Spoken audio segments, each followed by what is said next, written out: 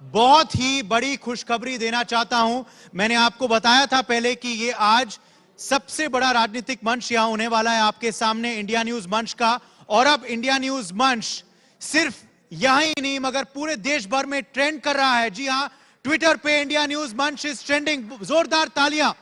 और अगर आपको ये ट्रेंड कंटिन्यू करना है तो जहां ये उपस्थित दर्शक यहां हैं हमारे इस होस्ट होटल में, और जो दर्शक इस वक्त हमें इंडिया न्यूज और न्यूज एक्स और हमारे डिजिटल प्रॉपर्टीज के माध्यम देख रहे हैं, please post with the hashtag India news मंच और इस ट्रेंड को पूरे दिन भर बरकरार रखें। It's a top trend on Twitter today, India news मंच।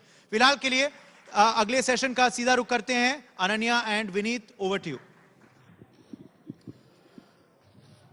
सर नमस्कार, वक्त निकालने के लिए, हमसे बातचीत करने के लिए आपका बहुत बहुत धन्यवाद। सबसे पहला सवाल मैं करूंगा आपके डिपार्टमेंट को लेकर। 2019 में प्रधानमंत्री नरेंद्र मोदी ने एक स्लोगन, एक नारा निकाला था, हर घर जल हर घर नल। सबसे पहले आपसे जानना चाहेंगी कि इस दिशा में कितनी प्रगति हुई है, कितना विकास हुआ है। इसका बैकग्राउंड भी दे दूं कि अभी तक हमारे देश में 60 से 70% लोग सर पोल्यूटेड पानी पीते हैं। 16,000 करोड़ का पानी प्राइवेट कंपनीज बेचती हैं, इसका मतलब वो इस्तेमाल करती है, हमारा हिस्सा उसमें से भी जाता है। इन सारी चीजों को, इन समस्याओं को मद्देनजर रखते हुए जो 2019 में ये जो मुहिम शुरू की थी, जो नारा लगा था, उस पर कितना विकास हुआ है और कितना हम आगे बढ़ गए हैं, प्रगति कितनी हुई है? और साथ ही साथ ये भी बताइए सर कि टेक्नोलॉजी का इस प्रगति में कितना बड़ा हाथ है। आपके आंकड़े को मैं चैलेंज नहीं करता, लेकिन मैं अपना आंकड़ा देता हूं कि जब 15 अगस्त 2019 को प्रधानमंत्री ने देश में जल जीवन मिशन की घोषणा की थी, हर घर जल और शुद्ध जल, तब इस देश में कुल 3.23 करोड़ परिवारों के पास में पाइपलाइन से पानी था और आज वो 10.5 करोड़ परिवारों तक पहुंच गया। अगर मैं प्रतिशत में बात करता हूं तो लगभग राउंड फिगर में 17% परिवारों के पास पाइपलाइन से पानी था और आज लगभग 56% परिवारों के पास में पानी है। रहा सवाल तकनीक का, 2-3 बातें हमको समस्याओं की तरह देखनी होंगी। दूषित पानी, पानी का सोर्स ना होना, ये बड़े चैलेंज थे।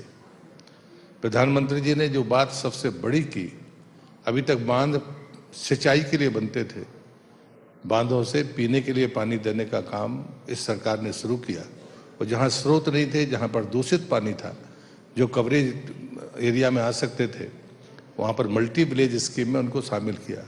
जहां पानी के सोर्स थे, जहां शुद्ध पानी था, वहां पर पूरी तरह से सिंगल विलेज स्कीम से, ताकि जल्दी से लोगों को पानी पहुंचे।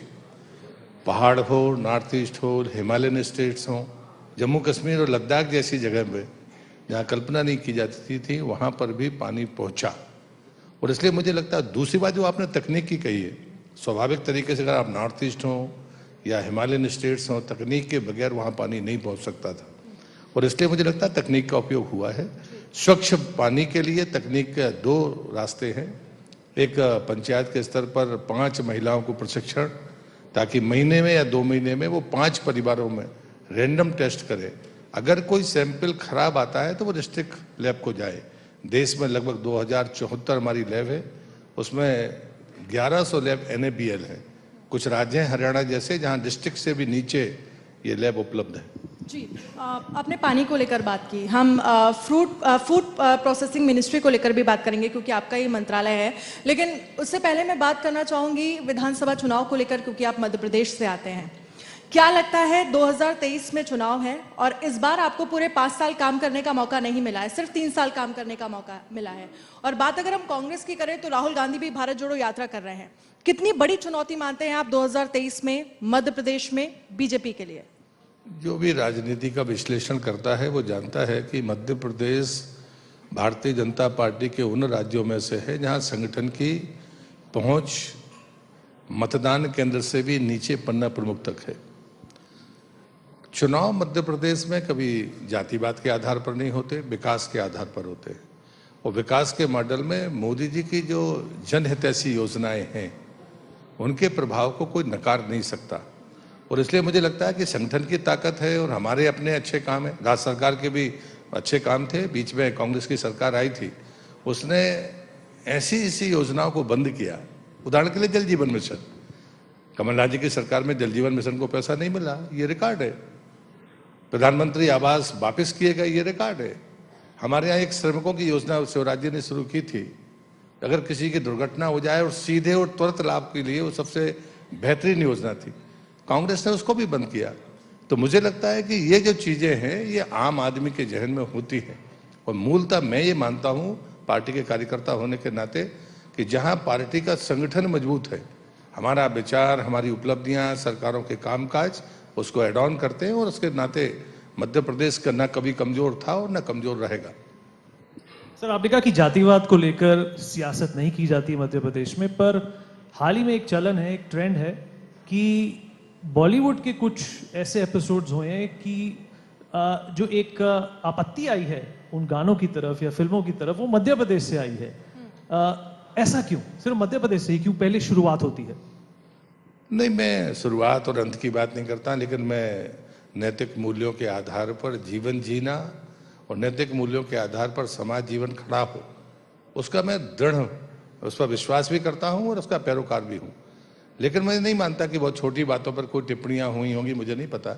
लेकिन ये मैं मानता हूं कि हमें दृढ़ता के साथ सार्वजनिक जीवन में आने वाली पीढ़ी को हमारे जितने भी पारंपरिक तरीके थे, जो हमारे मर्यादित तरीके थे, उनके प्रति सजग करना चाहिए और रहना भी चाहिए। लेकिन क्योंकि उमा भारती की अगर हम बात करें, इस समय काफ़ी ज़्यादा शराबबंदी को लेकर लगातार उमा भारती मांग कर रही हैं, आंदोलन कर रही हैं, और उनका लगातार यही कहना है कि सरकार शराबबंदी को लेकर ऐलान करे कि मध्य प्रदेश में शराबबंदी होनी चाहिए। बिहार की बात करें, शराबबंदी है, लेकिन क्योंकि हमने हाल ही में देखा किस तरह से लगातार वहाँ पर मौत के आंकड़े सामने आए शराबबंदी होने के बावजूद भी, उमा भारती का कहना है कि शराबबंदी अगर नहीं हुई तो वो आंदोलन करेंगी। आपको लगता है मध्य प्रदेश में शराबबंदी होनी चाहिए? आपके प्रश्न के लिए मैं धन्यवाद करता हूँ। मेरा अगर प्रोफाइल आपने देखा होगा तो शायद सबसे पुराना नेता मैं रहूंगा जो नशाबंदी के लिए इसने जमीन पे भी काम किया और ताकत के साथ काम किया। किसी ने डिस्टिलरी शायद देश में नहीं बंद कराई होगी, लेकिन मैं पहली बार सांसद था तो सिवनी में मैंने एक डिस्टिलरी बंद कराई थी लेकिन कल का दिन बहुत महत्वपूर्ण था देश के लिए, राज्य का तो छोड़ दीजिए। ये संसद है, जब मैं पहली बार सांसद बना था और मैंने कोशिश की थी कि यहाँ पर ये डिबेट हो, तो लोकसभा में कभी भी ये डिबेट इसलिए नहीं होती थी कि सब एक्साइज राज्य का मामला है, शराब राज्य का मामला है। मैं लोकसभा अध्यक्ष जी को और देश के गृह मंत्री अमित भाई को हृदय से धन्यवाद देता हूं। कल ही 2 दिन तक कल वो बहस समाप्त हुई और उन्होंने जवाब दिया। मैं मानता हूं सभी को, चाहे वो अखबार वाले लोग हों, चाहे चैनल वाले लोग हों, जो भी लोग हों जो मानते हैं कि नशा आने वाली पीढ़ी को बर्बाद करने वाला है, नस्ल को खराब करने वाला है, उसको कल की डिबेट सुननी चाहिए और पढ़नी भी चाहिए।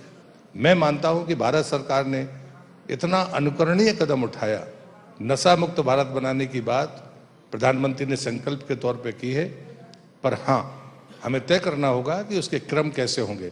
कल जो गृह मंत्री ने जवाब दिया है, मैं उससे संतुष्ट हूं और मानता हूं कि भारत सरकार ने इसको राज्य का विषय न मानकर देश की चुनौती माना है और दुनिया के आतंकवाद से जो चैलेंज हमको मिल रहा है उसका समाधान भी भारत सरकार खोज रही है। इसलिए टुकड़ों में बात नहीं होनी चाहिए। देश सभी पूरे राज्यों में इस अभियान के प्रति भारत सरकार सजग है और दृढ़ संकल्पित है। सर, फूड प्रोसेसिंग भी आपके अंडर आता है। फूड प्रोसेसिंग को लेकर भी देश में और कई राज्यों में चुनौतियां हैं, लैब्स को लेकर चुनौतियां हैं, जो एंटरप्रेन्योर्स हैं उनको क्रेडिट नहीं मिलता है, उसको लेकर चुनौतियां हैं। उसके बारे में आपकी क्या राय है? बहुत धन्यवाद आपका। 2 चैलेंज है फूड प्रोसेसिंग इंडस्ट्री के भीतर, एक है मार्केटिंग का और एक है क्वालिटी का। और प्रधानमंत्री जी का जो विजन था, उस विजन में 3 बातें बड़ी आइडेंटिफाई थी और उसके कारण PLI स्कीम भी आई है कि हम भारत की कोई कंपनी को ऐसा नहीं देख पाते दुनिया के पटल पर कि भारत की कंपनी दुनिया में खाद्य प्रसंस्करण के क्षेत्र में अपना नाम रखे हुए है। और उसके चैलेंजेस बड़े साफ थे कि हमारे पास में क्वालिटी की प्रॉब्लम थी, सर्टिफिकेशन की, और दूसरा मार्केटिंग की। PLI स्कीम ने उसको उसका वाजिब हिस्सा दिया भी है। पूरी दुनिया में भारतीय खान पान पसंद किया जाता है, लेकिन एक भी भारतीय कंपनी ऐसी नहीं है जिसका दुनिया में नाम हो, ये प्रधानमंत्री का मानना था। और इसलिए जो क्वालिटी की बात आपने लैब्स की है, जब 2013 और 14 की मैं बात करता हूँ तो कुल 43 लैब थी, आज 192 है। हमारी मैपिंग है कि कोई भी, चाहे हमारा ग्रोथ सेंटर हो, चाहे हमारा मेगा फूड पार्क हो, हमारा एपीसी हो, उसको 3 घंटे से ज़्यादा दूर सैंपल ना ले जाना पड़े, उसकी मैपिंग है। और हमने अभी तक वो संख्या 192 पहुंचाई है। और मैं विश्वास करता हूं कि जिस संकल्प को भारत सरकार ने लिया है, अगले वर्ष तक वो पूरा भी होगा।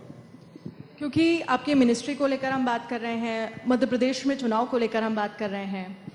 मध्य प्रदेश में बीजेपी है मैदान में, कांग्रेस है मैदान में, आपको किसी तीसरी पार्टी की संभावना नजर आ रही है? अरविंद केजरीवाल को लेकर कोई संभावना आपको नजर आ रही है? मुझे लगता है अभी तक जो राजनीतिक परिदृश्य है, मध्य प्रदेश ऐसा राज्य है जहां पर अभी 2 ही पार्टियां हैं, कांग्रेस और भारतीय जनता पार्टी।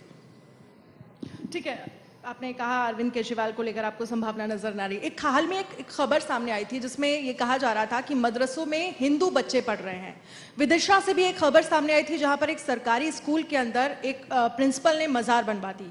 क्योंकि उत्तर प्रदेश में हमने देखा मदरसों को लेकर, जहां पर योगी आदित्यनाथ की तरफ से ये आदेश दिया गया कि मदरसों को लेकर जांच होनी चाहिए, कहां से फंडिंग हो रही है, ये सारी चीजें क्लियर होनी चाहिए। आपको नहीं लगता कि मध्य प्रदेश में इस तरह से मदरसों को लेकर किसी तरह की कोई जांच होना जरूरी है या होनी चाहिए? नहीं, मुझे लगता है कि शासन और प्रशासन को इस मामले में सतर्क और सावधान रहना चाहिए, इतना ही मैं कहूँगा। और मैं नहीं मानता कि अगर प्रशासन और शासन सावधान है तो ऐसी कंट्रोवर्सीज हो सकती है। अगर कभी ऐसी चीज़ें आती हैं तो मुझे लगता है कि प्रशासनिक कमजोरी है, इसे दूर करना चाहिए। सर, उस अनन्या ने जो पहले सवाल किया था उस पर वापस जाना चाहूँगा। आपने कहा कि मध्य प्रदेश में सिर्फ कांग्रेस और भारतीय जनता पार्टी है। पंजाब में भी थोड़े समय पहले ऐसे ही समझा जाता था, और एक जो थ्रेट था आम आदमी पार्टी का, उसको मतलब एक अंडर परसीव किया जाता था। और हिमाचल प्रदेश में भी अभी जिस तरीके से कांग्रेस की वापसी हुई है, क्या थोड़ी एक चिंता है?